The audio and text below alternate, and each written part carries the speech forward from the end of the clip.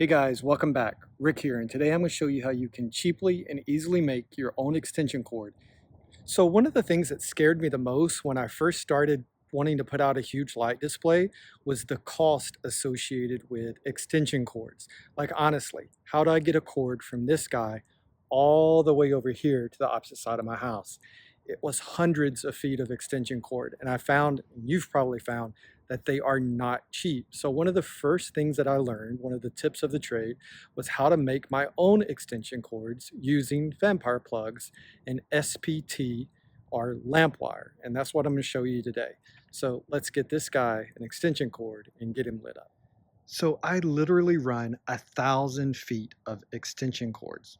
I have cords everywhere. I have them up the trees. I have them hanging from my light balls. I have to get lighting from my displays into my power supply for my programmed light show.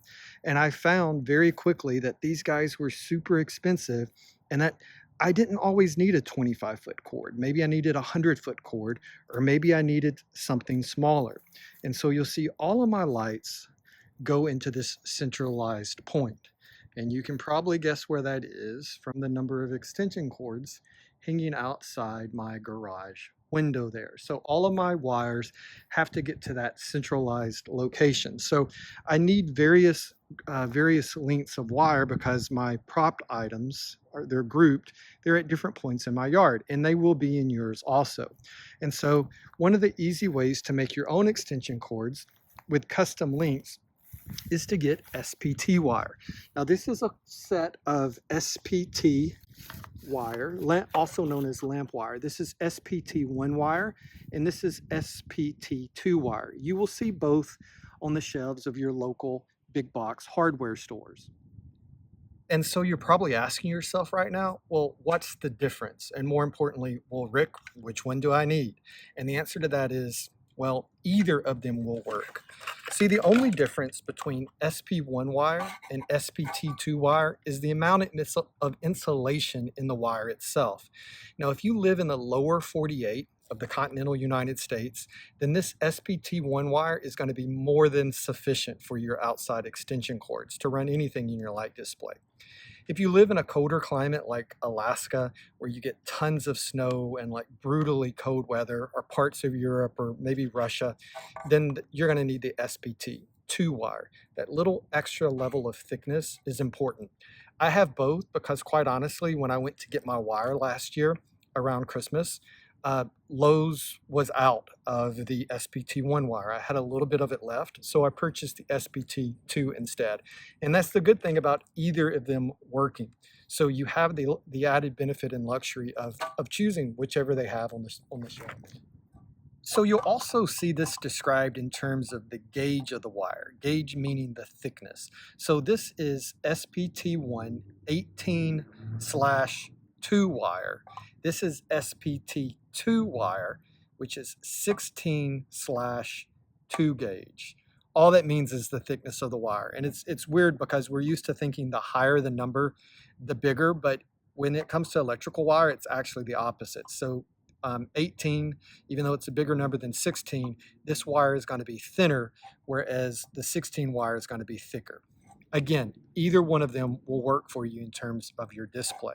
I like the SPT1 wire, the thinner wire, the 18/2 wire, because it fits into the vampire plugs easier. So if you've watched my video on outlining your house with Christmas lights, it's one of my more popular videos.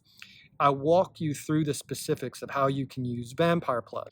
So you'll see here I have a male plug and a female plug. And if you want to learn more about the specifics of how to use these in detail, check out my video, which I'll post.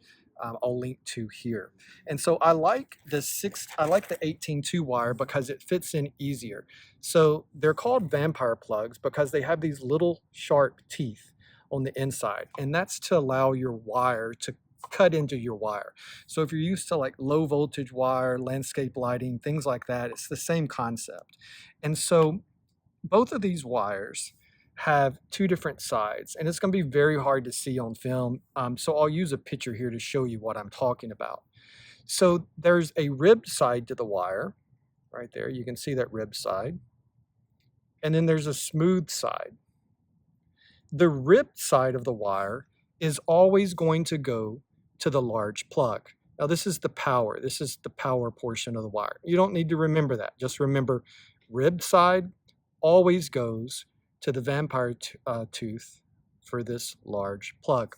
So when I look in here, I can clearly see both teeth and which one of the vampire teeth corresponds with the large or the small portion of that plug. So I'm going to take the rib side, I'm going to line that up there, and then it just simply slides in.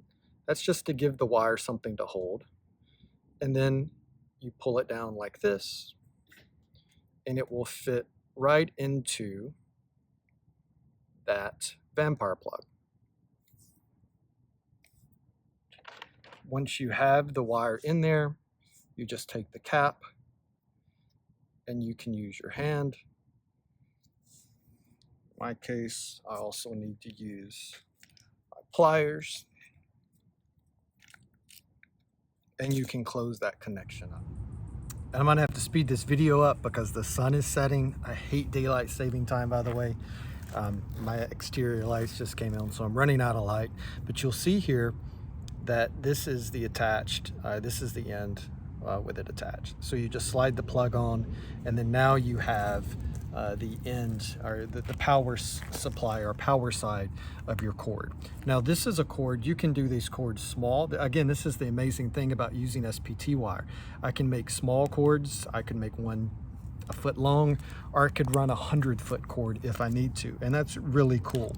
And so use those principles and techniques and you can make cords regardless of the size. So now that I've got an end on my wire, I need to get my snowman down here some power. So I'm gonna do that now.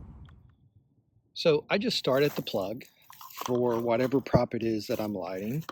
And then I just walk to my power supply and I unspool it as I go. That way I can get my custom length.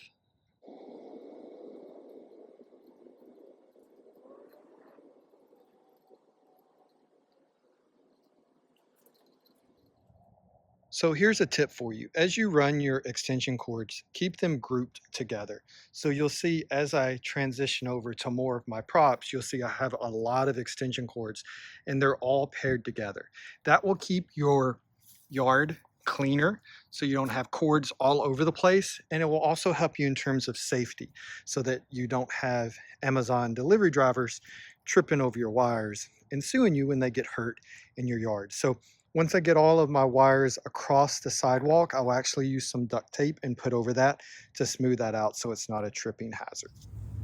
All right, so congratulations, you did it. You made your own custom length extension cord. Now remember, the cool thing is those cords can be as short as you need, or they could be as long as you need. So I could run 100-foot extension cord all the way over here to power everything else in my display. Now, a few other tips that I want to share with you that may be useful as you make your own electrical extension cords.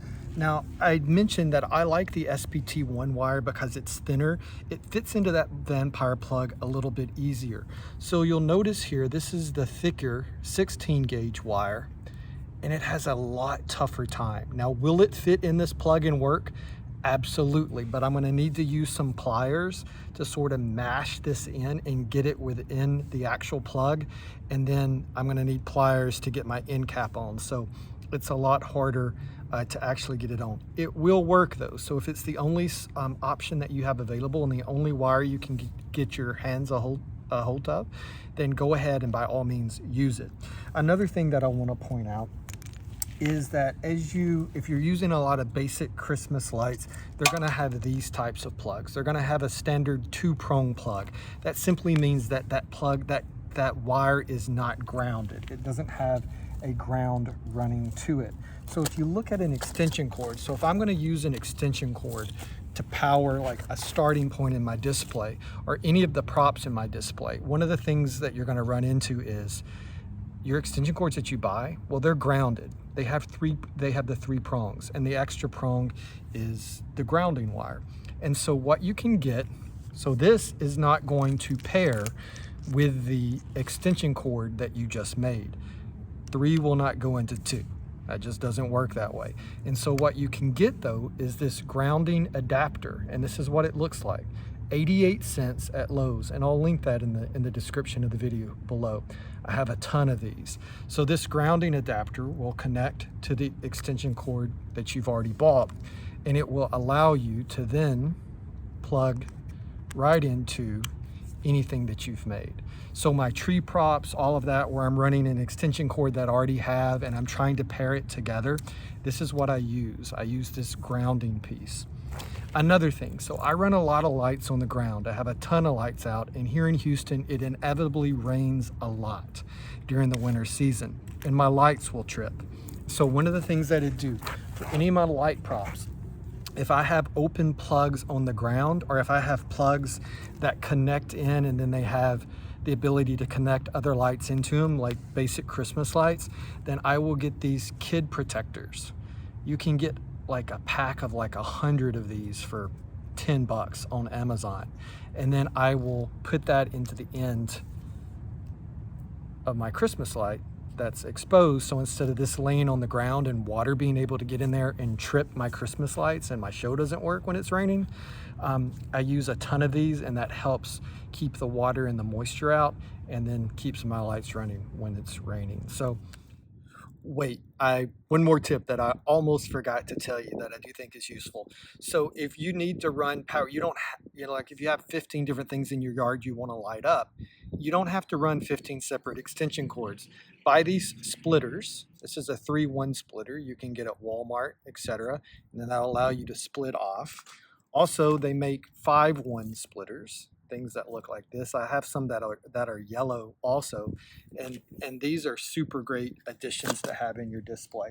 So run one long extension cord to where you need it, and then split off in other directions. That'll make it easier for you and cheaper for you also.